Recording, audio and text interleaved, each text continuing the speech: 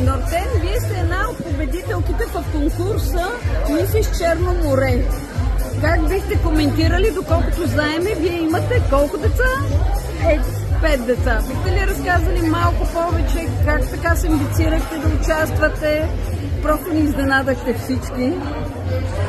Аз никога не съм имала такава амбиция. Бях поканена да участвам. Отказах първо. След това, когато разбрах, че каузата е благотворителна и касае точно деца с онкохематологични заболявания, тъй като приех лично кауза, тъй като едно от моите деца мина през това отделение, излекувано е там, беше с поставена онкохематологична диагноза и аз от няколко години се опитвам да подкрепям отделението, естествено без сили. И така, това беше моят основен мотив. Не съм дошла да спечеля място, не съм дошла да впечатлявам с визия, просто идеята без самата кауза. Искам да поздравя Йордан Бочваров за идеята, която още не съм го питала как ме е хрумнала, но това е нещо прекрасно. Доколкото знае, той се занимава с благотворително животинчета, така. Това беше идеята, да не изпадам в подробности. Като съпруг, какво бихте казали? Бихте ли поздравили съпругата си?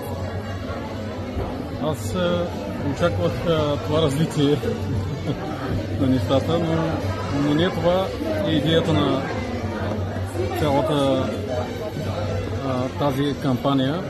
И също подкрепям тази кауза да се подпомагат такива деца, които са попаднали в тази битка.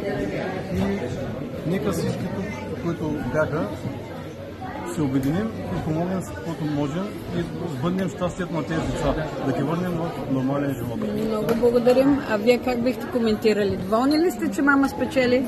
Естествено, че да, аз съм изненадан съм, но до една степен не съм да очаквал тя да спечели.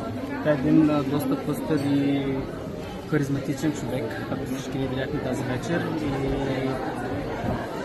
да. Благодарим и успех за напред.